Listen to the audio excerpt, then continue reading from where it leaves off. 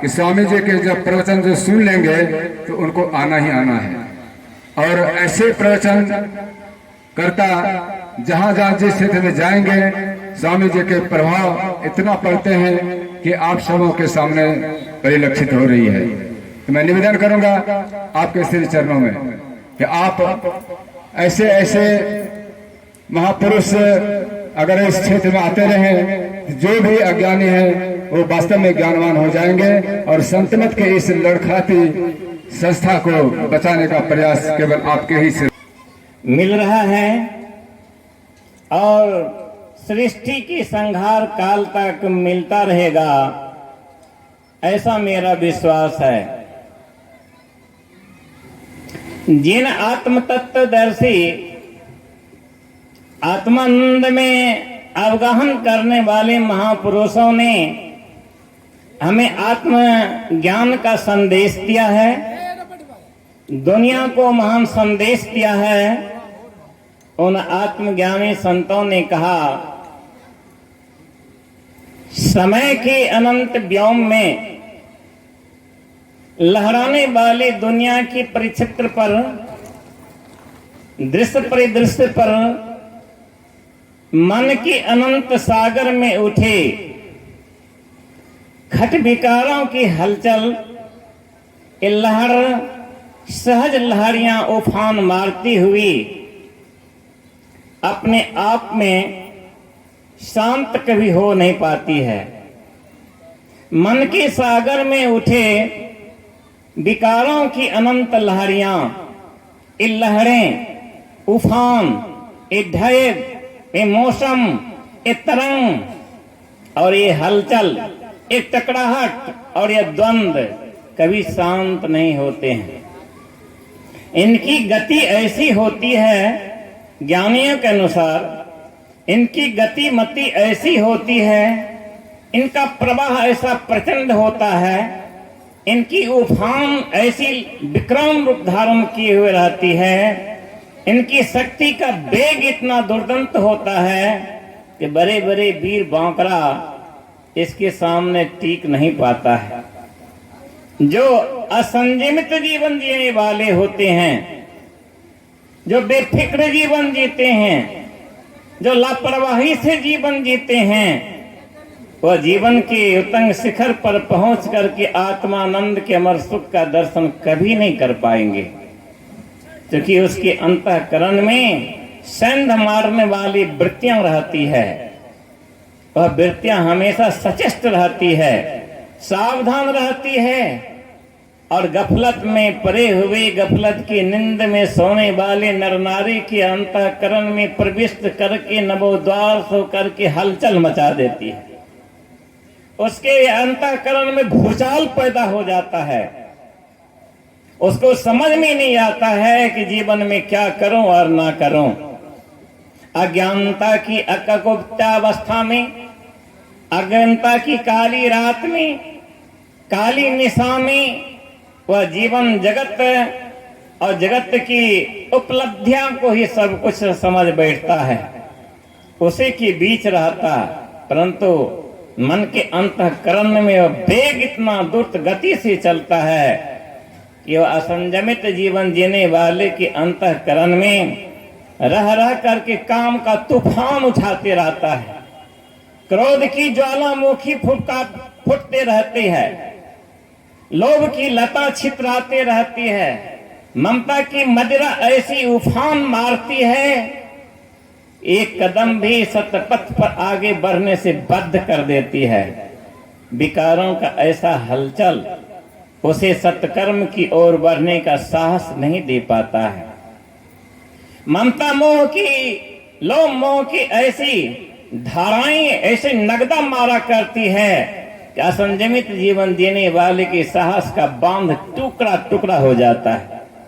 जब जीवन के पथ पर साहस और धैर्य का बांध टूट जाता है तो वह व्यक्ति किसी काम का नहीं रह जाता है।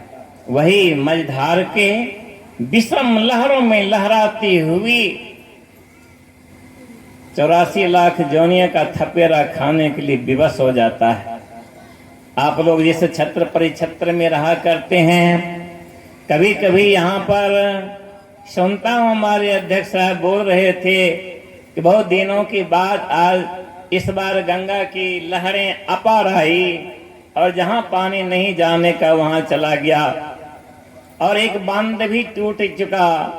जहाँ बांध टूटता है उसके पीछे असतर्कता है, असंयमिता है। बांध वही टूटता है जिस बांध का मरम्मत नहीं होता है, जिस बांध में भूस्खलन पैदा होता है, जिसमें कीड़े लग जाते हैं, जिसकी मिट्टी ढीली पड़ जाती है, पलित हो जाती है, और उसी को वह बांध को टूट देता है। कौन? वह नदी। नदी की धारा तोड़ देती है, वेगशाली धारा तोड़ देती है। ठीक उसी तरह से, जिस तरह से आप जानते हैं, कश्मीर की घाटी में जाएंगे, मैं बरसों रहा हूं, कश्मीर की घाटी में जाएंगे, वहां पर देखेंगे कारगिल है, द्रास है, रजौरी है, बटालिक है, पुष्पज है, सियाचिन है, कृष्णा घाटी है, शपोर हैं, ये सब क्षेत्र हैं वहां के, जहां हमारे लाखों सेनाएं दिन रात पहरा करती है। लेकिन लंबी दूरी रहने के कारण, लगभग 3,500 किलोमीटर की दूरी रहने के कारण, एक पल के लिए सेना अगर यदि दूरी बढ़ा लेती है तो चुपके चुपके से आतंकवादी घुस जाता है, और उस आतंकवाद के क्षेत्र में घुसते ही वह हलचल मचा देता है, निरपराधों को मार बैठता है। लेकिन हमारी सेना फिर से खबर लेती है उसकी, और उसको 72 होरों के पास में पल में पहुंचा देती है। ये हमारे वीर सेनाओं के सतर्कता है, बाकुरापन है।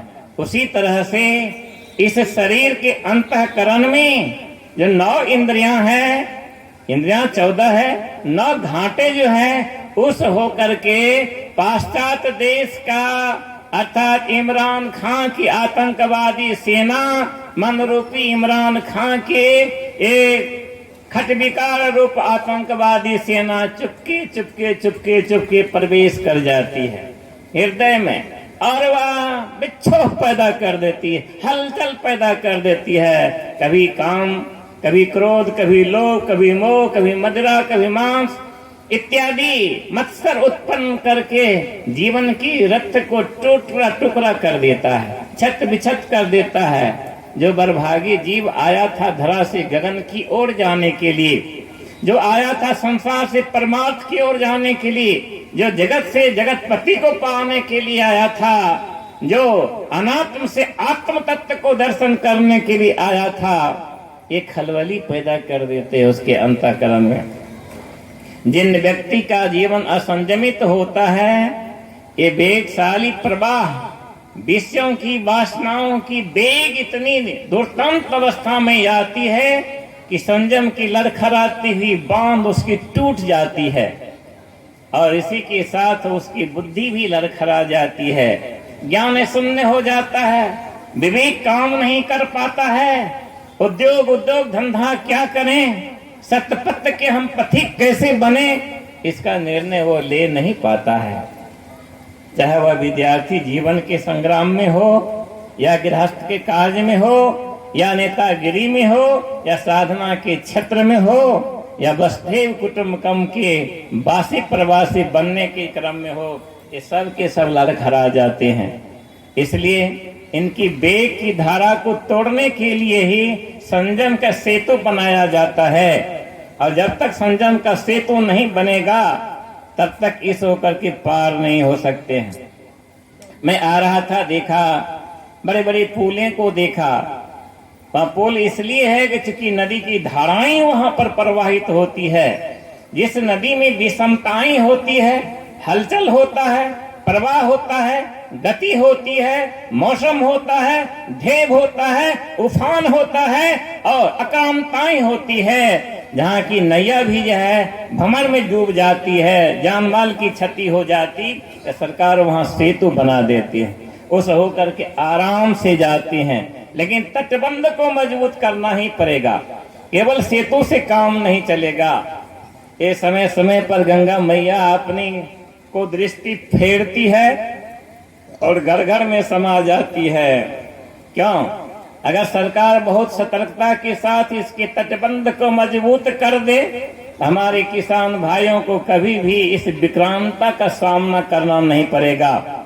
ठीक उसी तरह से इस हृदय प्रदेश में जो मन की गति होती है, इसके अंतःकरण में जो वासना की तीखी धाराएं प्रवाहित होती हैं, ये बहुत विकराल रूप लिए हुए रहती है। इसका कारण है संयम का अभाव। इस संयम के अभाव का तट टूटने के कारण हम छत विक्षत हो जाते हैं। जैसे किसी नदी को देखेंगे ना, उसमें दो तटबंध होता है और बीच होकर के पानी प्रवाहित होता है। लेकिन तटबंध जिस नदी का जितना मजबूत होता है, तो पानी उतनी ही जो है तेज रफ्तार से आगे भागते चली जाती है। लेकिन जो तटबंध कमजोर होता है, तो नदी की धाराएं उधर नगदा मार करके उसको और के और खंगार देती और बड़ी ही जान माल की क्षति होती है। उसी तरह से जीवन में वासना की धाराओं को संयम लाने के एक ज्ञान और दूसरे वैराग का तटबंध होता है। इस ज्ञान और वैराग के तटबंध को उतना ही मजबूत बनाना पड़ता है जिस मजबूती की संसार में कोई सीमा नहीं रह पाती है।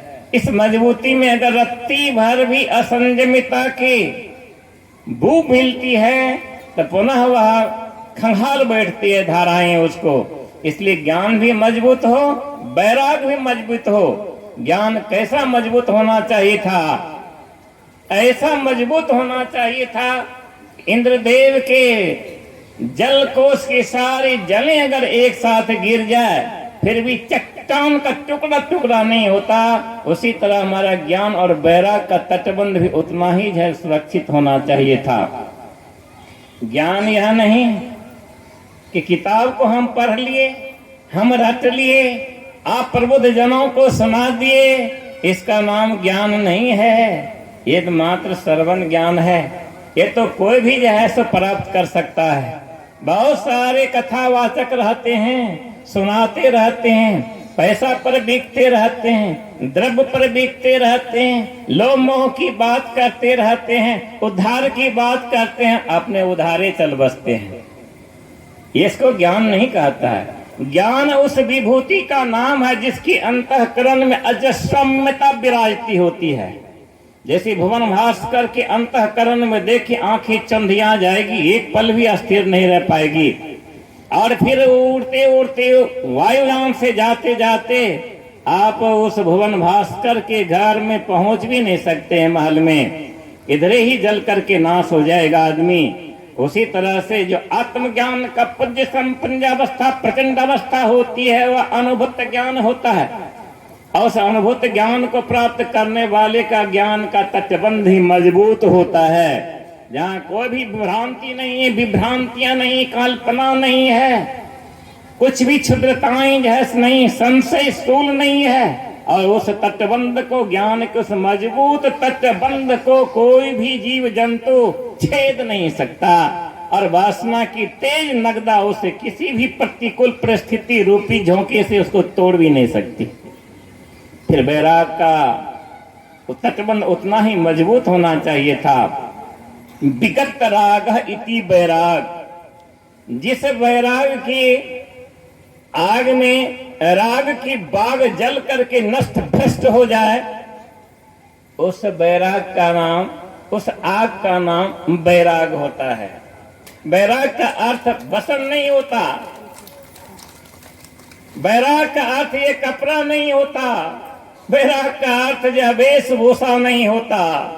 वैराग कहते हैं उस प्रचंड आग को जहां विषय वासना की एक भी खरपात जो टीक नहीं पावे, आती आती हो झुलस करके नाश हो जाए, उसी का नाम है वैराग, उसी का नाम है वैराग। और उसी का कारण आज देख लीजिए, मेरे परमाराध्य सदगुरु ने जीवन में आत्मधन प्राप्त करने के लिए उसी प्रचंड ज्ञान और वैराग के तटबंध को इतना मजबूत किया कि बीच से यह भक्ति रूपी सूरसरी गंगा अप्रवाहित होकर के ब्रह्मानंद आत्मा नात्मानंद रूपी सागर में जाकर के मिल गए। इनके अंतःकरण में जो वैराग का शौर्य था, जो ज्ञान का की दीप्ति थी, उसके अंदर वासना की पायल की झनकार और एक खूनी संघर्ष की तलवारें छत बिछत हो गई, नष्ट भ्रष्ट जैसे हो गई, टीक नहीं पाया। और ये बेशुद्ध बेबाक ऐसे महापुरुष धाम पर आए, ये सज्जन दुर्जन सबको एक समान उस दृष्टि से देखा। ऐसे महापुरुष के चरण शरण में हम और आप जीवन में ज्ञान और वैराग्य के तटबंध को मजबूत करके भक्ति की सूरसरी गंगा निर्मल धारा पवन धाराओं को आत्मानंद के अमर नदी में अवगाहत करने का सौभाग्य प्राप्त करें। इससे बड़ी और कोई और धन और संपत्ति और हो क्या सकती है? ऐसा सौभाग्य भी तो नहीं हो सकता है, लेकिन ज्ञान का तटबंध मजबूत होना चाहिए था। मेरा निवेदन है गुरु बाबा के एक एक उक्ति से, जिनके विषय में आपको रह करके हमारे वयोवृद्ध सन्यासी श्रद्धेय लखन बाबा समझाते हैं, मैं बहुत मोहित होता हूं कि गुरु बाबा के विषय में उनको अनुभूति है। एक एक शब्द उनकी समझाते हैं अपनी टूटी फूटी भाषा में, और बड़ा ही दर्दनाक शब्द है उनके लिए जिनके पास में भक्ति की सरिता अपलावित हुआ करती है, उद्वेलित हुआ करती है, उफनाती रहती है, उफान भरती रहती है। और उस भक्ति की उफान भरती श्वेत उफान पर चढ़ करके वह आत्मानंद का दर्शन दिग्दर्शन करके जीवन जन्म मृत्यु के चक्र से मुक्त होना चाहते हैं, उन भक्तों के लिए बड़े प्रेरणा का प्रसंग होगा। इन महापुरुषों को संसार छू नहीं सका और संसार पति का दर्शन कर लिया। ऐसे महापुरुष और हम जैसे साधु वैरागी आज संसार को भर पांच को पकड़े हुए। मैं और किसी साधु के विषय में नहीं कहता हूँ, कहे तो साधु को बहुत करोड़ करोड़ रुपया है और हजारों लठैत हैं, बदमाश है, स्वजन परिजन है, हम किसी का नाम ले तो कवियों का पारमरा फोड़ देगा, राम राम सत कर देगा। इसलिए मुझ जैसे निर्बल दुर्बल सन्यासियों को, साधुओं को, परमारथ जैसे महापुरुषों से पल पल प्रेरणा लेनी चाहिए और प्रेरणा के दीप हथेली पर सजा करके जीवन के पथ को जर्सित करके कदम आगे बढ़ाना चाहिए था। तभी जीवन का लक्ष्य हम पूरा कर पाएंगे, अन्यथा नहीं कर पाएंगे। जितने भी इस संसार में महापुरुष हुए हैं, उन्होंने अपने ज्ञान और वैराग्य के तटबंध को मजबूत पहले किया है, तब उनके अंतःकरण में वैराग और तटबंध के बीच होकर के भक्ति की सूरसरी गंगा निर्मल धारा प्रवाहित हुई है। जिन माँ गंगे के उस आंचल पर, उस कछार पर जाकर के हजारों हजार असंख्य जीव स्नान करके अपने को निर्मल स्वच्छ पवित्र मानते हैं। आज इन्हीं महापुरुष के ज्ञान का प्रसाद है कि हम सब भाई बहन एक जगह बैठ करके आत्मानंद की जो है चीर सुख की कल्पना क्या करते हैं। भगवान बुद्ध जैसे महापुरुष जो एक राजा का पुत्र था, सम्राट चक्रवर्ती सम्राट का पुत्र था, जब भगवान बुद्ध का जन्म हुआ, ये बड़े बड़े साधु महात्मा से आप लोगों को सुनाते हैं उनकी कथा, मैं लंबी कथा की ओर नहीं जाता। जब भगवान बुद्ध का जन्म हुआ तो राजा सुद्धोधन ने, सबसे बड़े पॉमेस्टिक थे उस समय के, वो क्या कहते हैं हिंदी में, ज्योतिषाचार्य, वो कालदेव जी को बुलाया, कहा जरा बच्ची के जन्म कुंडली तो देख दीजिए। और कालदेव जी पहले तो हंस दिया और पीछे रोने लगा। राजा सुद्धोधन ने कहा कि महाराज पहले आप हंस दिया और रो लिया, क्या बच्चे का अपसगुन है क्या? कालदेव जी ऐसा विद्वान ने कहा कि नहीं नहीं नहीं नहीं, ये अपसगुन की बात नहीं है। ये अगर यदि संभाल लीजिए आप इसको, आप अपने सुख के बंधन में बांध लीजिए। राजा सुद्धोधन जिस सुख में आप बंधे हुए हैं तो ये विश्व का छत्रपति सम्राट बनेगा। अगर बंधन आपका कमजोर होगा, ढीला ढाला होगा, इसके अंदर में जो शौर्य है, साहस है, बल है, पौरुष है, पराक्रम है, अध्यात्म की शक्ति है, धाराएं हैं, वो बंधन को तोड़ देगा और यह परम संत बन जाएगा, तपस्वी बन जाएगा। कहा महाराज उपाय क्या होगा? कहा उपाय है, इसको बचाइए कुछ चीज से। कहा जल्दी कीजिए। कहा आप अपनी कपिल वस्तु में किसी भी बीमार को मत रखिए, वृद्ध व्यक्ति को जो है मत रखिए, बूढ़े को मत रखिए, जो मर जाता है उसको मत रहने दीजिए, और किसी साधु सन्यासी को मत आने दीजिए। ये 4 चीज से परहेज कर लीजिए तो विश्व का सम्राट बन जाएगा। राजा शुद्धोधन ने आदेश फरमान कर दिया, कपिल वस्तु की राजधानी में एक को बुढ़वा बुढ़िया नहीं रहेंगे। गजब हो गया, हलचल पैदा कर दिए, सबको गटाट बाहर कर दिया। और जो बीमार होने वाला था हु करने सबको बाहर कर दिया। क्या पता था? और जो आदमी मरने वाला था उसको भी बाहर कर दिया, जल्दी भागो जल्दी भागो। और एक भी साधु को आने के लिए न दिया, प्रतिबंध लगा दिया। कहा कौन ठिकान है, पिलका बसधारी क्या कर देगा, पीलिया रोग पैदा कर देगा, भगा दिया। आ गया वह समय कि प्रारब्ध जिनका जितना महान होता है, समय की ठोकर आने पर जो है वह उतना ही तेज रफ्तार से भागता है और आवाजें करती है। आ गया वह समय, राजकुमार सिद्धार्थ, शादी हो चुकी थी, एक पुत्र रत्न का जन्म भी होने वाला था, और वैराग की लहरें उसके मन में ऐसी आंदोलित पैदा की, उद्वेलित पैदा कर दी। कहा पिताजी मैं जंगल घूमना चाहता हूँ या नगर का सैर करना चाहता हूँ। कहा बेटा आज समय अधिक हो गया, नगर का सैर कर ले। रथ को सजाया गया, चलता बना, बहुत संक्षिप्त कहानी है, चलते बना। और जब गया तो देखा कहाँ न कहाँ खुदा ने खास्ते देखा एक वृद्ध व्यक्ति लाठी के ठेहने से चल रहा है। कुमार सिद्धार्थ ने पूछा अपने मंत्री से ये क्या है? कहा आदमी बूढ़ा हो गया है। कहा आदमी भी बूढ़ा हो जाता है कि? कहाँ? कभी लाठी की ठेहनी से चलता है। कहाँ अब या इसकी शक्ति निश्चित हो रही है, निर्बल दुर्बल ये बन रहा है, लाठी की ठेहनी ही इसकी सहारा है, न इसके माँ न बाप न बेटा पुत्र हो कोई नहीं, करना इसी को पड़ेगा, भोगना इसी को। का ऐसी अवस्था हमारी भी आ सकती है क्या? कहाँ आ सकती है, सबकी आ सकती है। का तो फिर मेरा सहारा कहीं लाठी का। अच्छा आगे बढ़ो। देखा एक आदमी बीमार है, छटपटा रहा है, कह रहा रथ रुको, क्या हुआ? का बीमार हो गया। का बीमार मतलब क्या होता है? बहुत दर्द होता है, टीस आती है भाई, बड़ी वेदना जो आती है, व्यथा आती है, ये घबरा रहा है, बेचैन हो रहा है।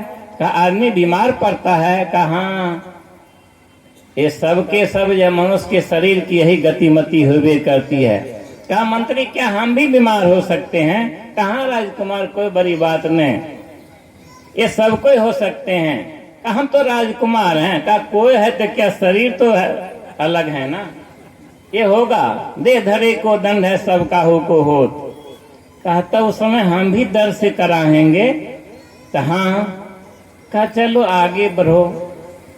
बस मायूस अवस्था में राजकुमार जब रथ पर आगे बढ़ा तो देखा एक वृद्ध व्यक्ति का दम टूट चुका था और अर्थी पर सजा करके उसको लेके जा रहा था। राम नाम सत्य है, सबका यही गत है। का ई कौन है? का आदमी मर गया है। का आदमी भी मर जाता है? कहाँ राजकुमार, आदमी भी मरता है। का हम भी मर जाएंगे? कहाँ एक दिन ऐसा होगा कि आप भी चलेंगे। का राजपाट का दूसरा भोगेगा। कल्ला इसी के लिए इतना परेशान। अच्छा आगे बढ़ो। आगे बढ़ा तो देखा बैसाख जेठ की चिलचिलाती धूप में एक विशाल अम्र वृक्ष की शीतल छांव में एक गैरिक पटधारी सन्यासी बैठ करके आत्मानंद में निमग्न हो रहे थे। सिद्धार्थ ने पूछा अपने मंत्री से ये कौन है? कहा ये सन्यासी है। कहा सन्यासी किसको कहा जाता है? कहा जो आत्मात्म से ऊपर उठ करके आत्मानंद में अपने आप को समाहित करता है, जो जन्म मृत्यु की दशा चक्र से छूटने का प्रयास करता है, सन्यासी उसी का नाम। का सावस मंत्री हम भी ऐसा ही बनेंगे। और ऐसा तो ताली दिया जंगा पर उधर से कांस्टेबल चलाया। का क्या बात है? कहा राजकुमार आपको पुत्र रत्न की प्राप्ति हुई है। कहला आफत आ गया, जाओ उसका नाम रख देना राहुल। राहुल फारसी शब्द है, उसका अर्थ होता है बंधन। भगवान बुद्ध ने अपने पुत्र का नाम अपने से राहुल रखा। याद रहेगी ये बंधन है बंधन। पहला बंधन तरा देह का, दूजा तिरिया जान, तीजा बंधन पुत्र बिना चारों, चौथा नाती मान। नाती के कहीं नाती हो गए तब को कौन ठकान। देरी बात है, बाबा लोग समझाएंगे आप लोगों को। और उदास चित्त से, भ्रमित मन से राजकुमार लौट करके आया। छठी का दिन था। कपिल वस्तु को दुल्हन की तरह राजा सुयोधन के द्वारा सजाया गया। बड़े बड़े नर्तकियां सब आए, राजागण आए, नाच डांस हो रहा था। राजकुमार को बुलाया, लेकिन राजकुमार का चित्त संसार से उदास होकर के सच्चिदानंद घन परमेश्वर में लग चुका था। राजा ने कहा कि तुम ये सब कुछ नहीं देख रहे हो? कहा पिताजी मुझे कुछ भी दिखाई नहीं पड़ता है। कहा क्यों? कहा ये सब मिथ्या है। रात्रि के ढलने के पश्चात बुद्ध का बैराग जोर पकड़ा और वो निकल करके महफिल से बाहर गया।